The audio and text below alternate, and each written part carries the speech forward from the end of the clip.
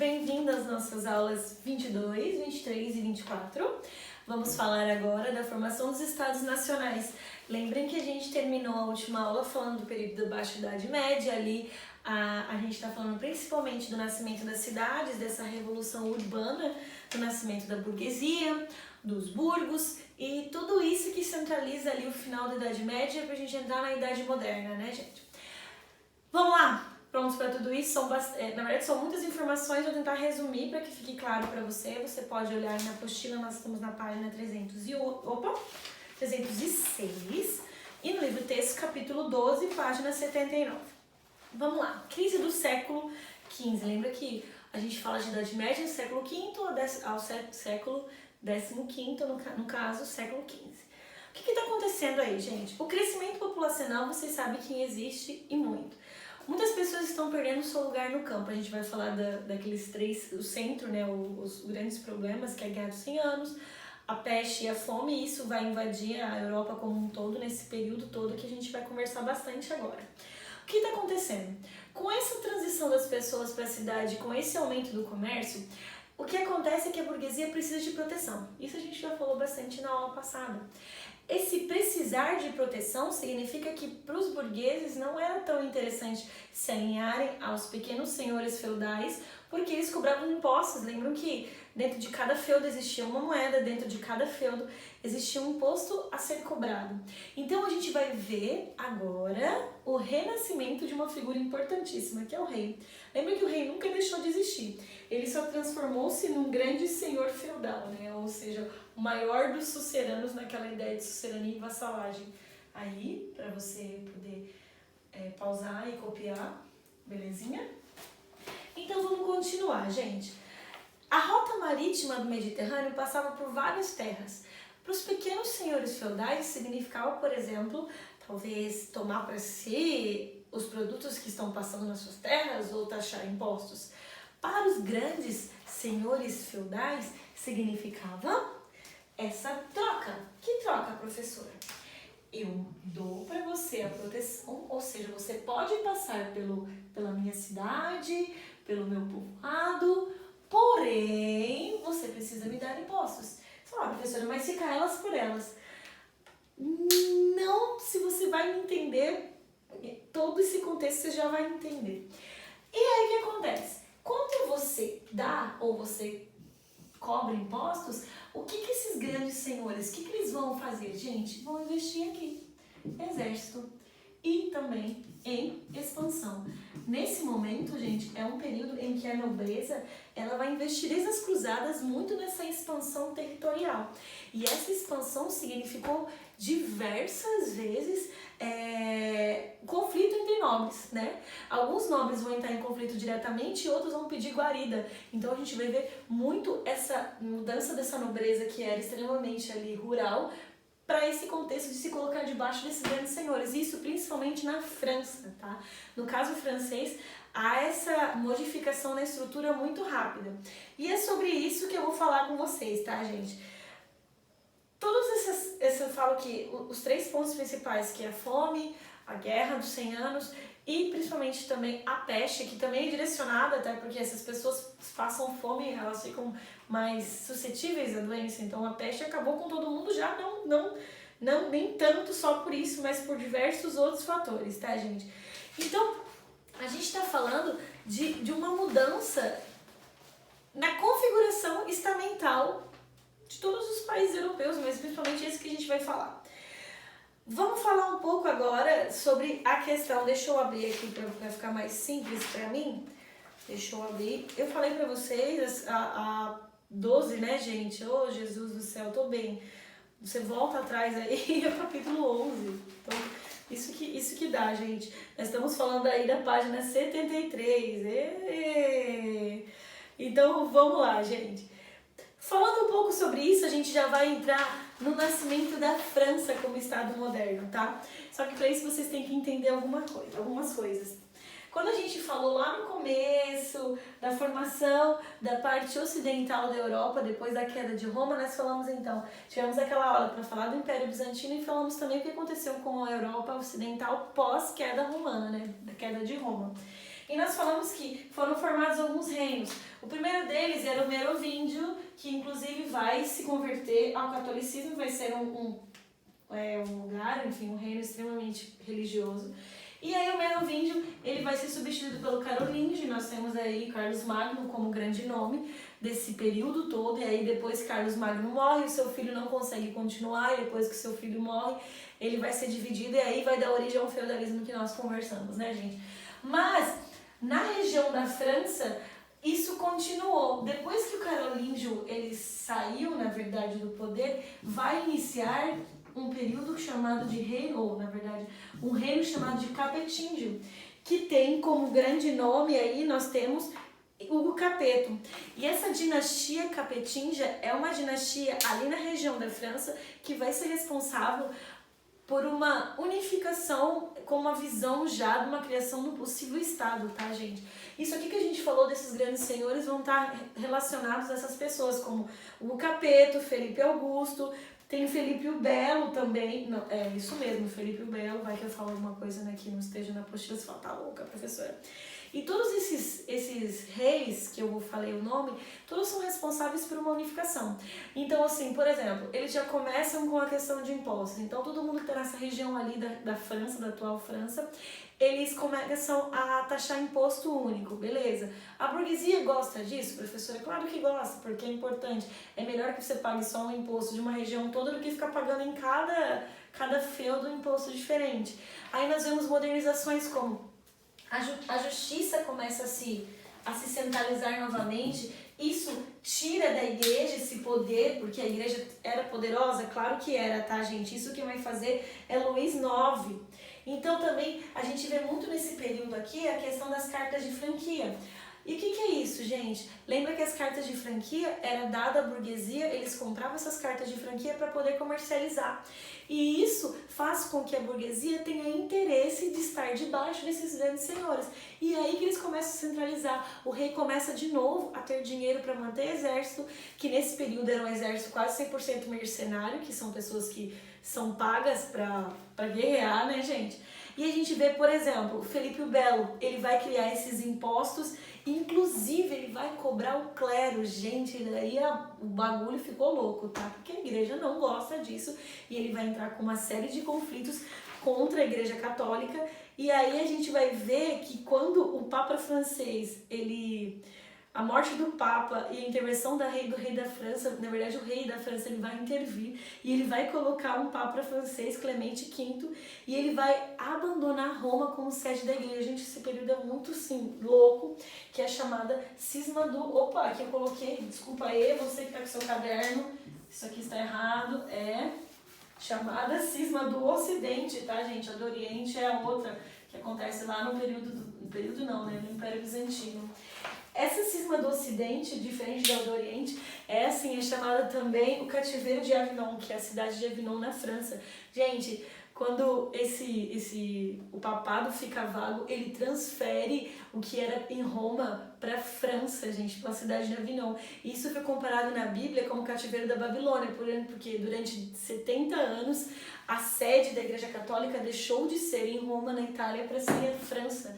Então, por isso que é chamado de cativeiro. E por que isso é importante, gente? Porque a gente está vendo que a França ela está caminhando cada vez mais para se fortalecer num estado só. E, de fato, isso vai acontecer principalmente quando a gente está falando ali na Guerra dos 100 Anos.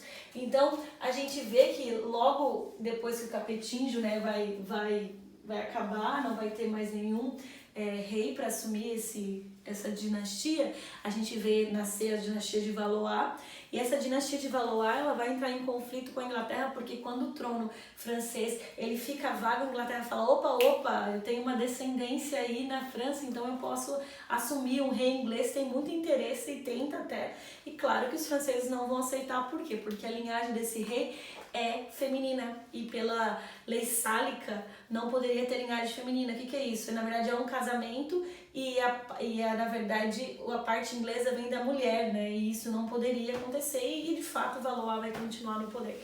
E aí a gente vai falar isso depois, que os Valois aí vão dar origem ali ao período absolutista. Logo depois a gente vai ver já os nossos Luís da vida aí, que vocês já conhecem muito bem. A Guerra dos 100 Anos é um conflito intenso entre França e Inglaterra, que não vai ser 100 anos de fato, vai ser 116, porque começa em 1337 e vai até 1453. Esse conflito acontece principalmente, além dessa questão sucessória, como eu falei para vocês, tem muito a ver também com o interesse que ele tem na região dos Flandres. Essa região ali, ela é uma região muito forte economicamente, somente a questão do algodão, e eles vão se matar mesmo durante todo esse período. Na verdade, a Inglaterra ela vai vencer por um grande período, principalmente relacionado à ideia de que a França, tanto a França como a Inglaterra, estão vivendo um período muito grande de fome. Gente, que a terra literalmente secou, o solo literalmente secou.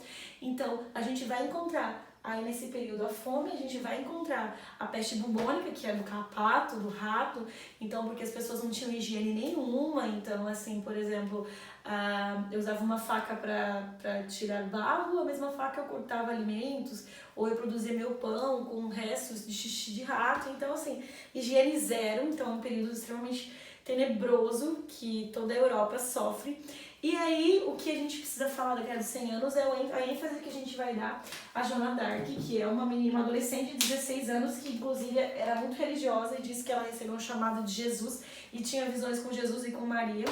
E assim, a França tá tão assim, tipo, qualquer um pode ir, que ela acaba assumindo o exército francês e ela vence, inclusive, ela vai vencer, eles vão vencer o conflito sobre o governo, na verdade, o controle dessa adolescente. Só que ela vai ser capturada, ela vai ser morta e vai ser decapitada e vai para Inglaterra e vai ser decapitada lá no caso para servir de exemplo para todas as pessoas de todas as nações. E depois de anos é que ela vai ser conclamada santa, inclusive ela é a santa padroeira da França, tá, gente? Então aí esse detalhe é só para falar de Joana d'Arc. Como que vai acabar esse conflito aí? Então, esse conflito acaba no ano de 1453 com a vitória da França, expulsando os ingleses do seu território e pondo fim à Guerra dos 100 Anos. Tá. A França, de fato, já está organizada, depois de todos esses pontos, já é organizada como Estado. Então, ele é o primeiro Estado. E a Inglaterra, gente?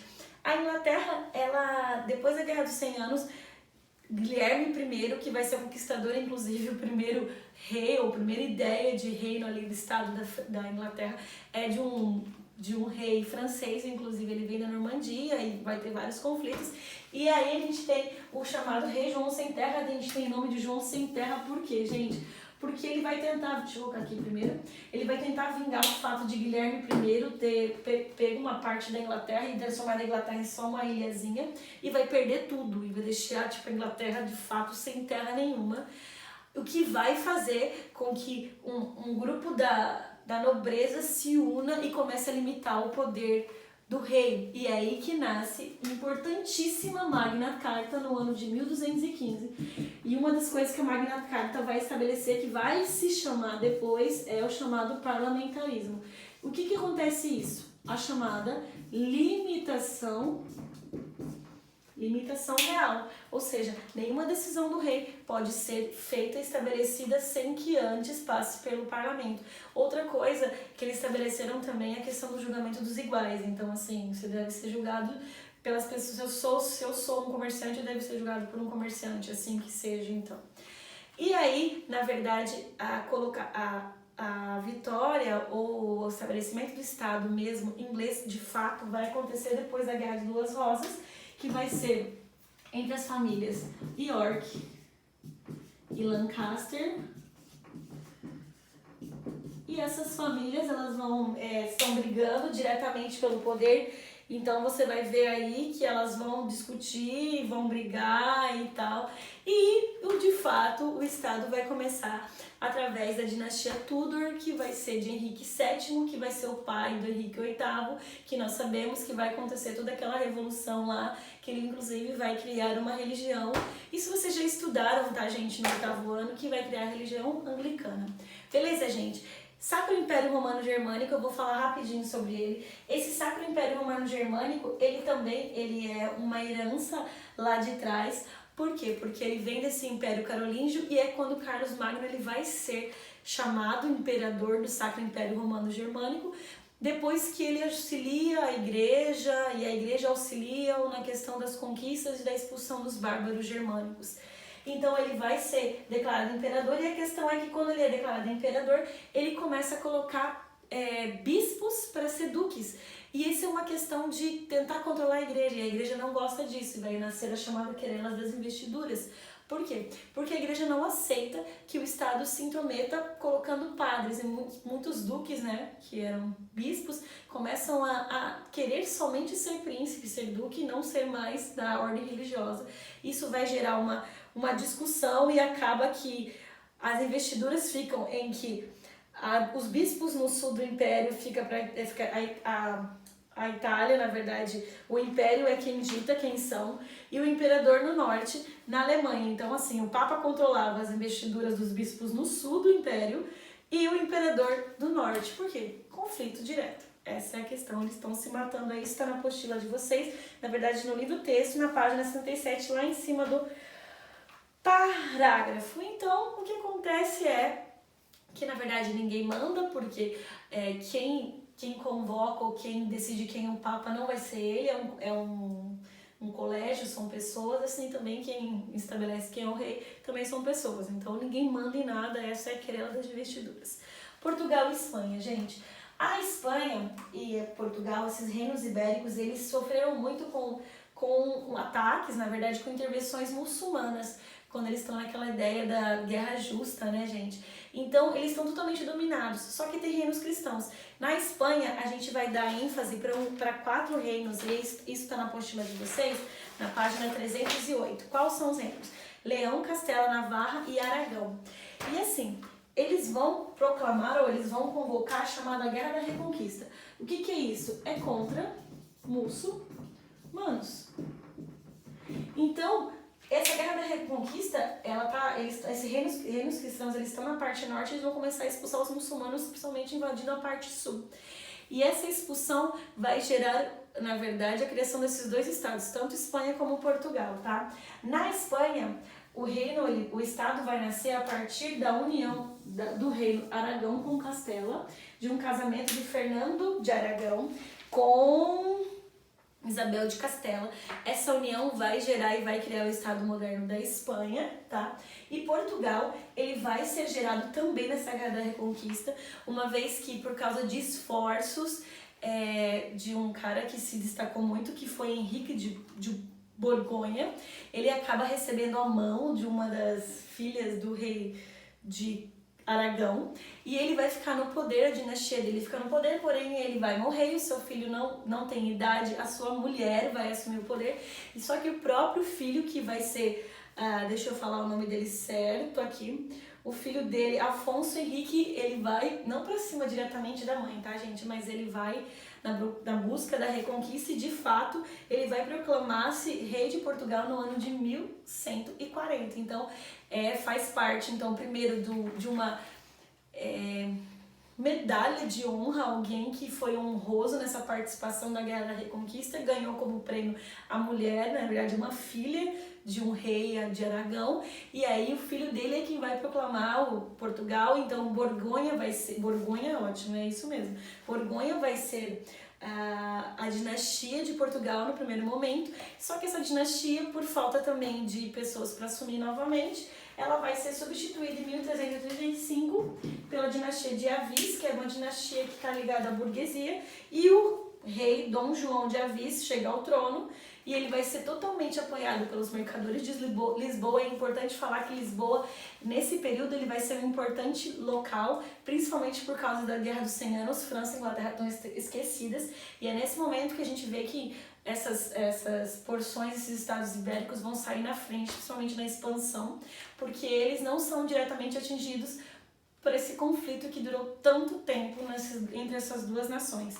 Então, a gente está concluindo a aula para falar para vocês, então, que o nascimento desses estados simbolizam, então, a gente está falando o fim ali, bem o fim mesmo da Idade Média. Por quê? Porque já não se tem mais a figura desse senhor feudal forte, a gente está transferindo o poder novamente para um rei que vai acabar dominando tudo com o apoio direto da burguesia, que quem de fato está sendo a base econômica de todos esses reinos aí. Obrigada, espero que você tenha entendido tudo. Valeu!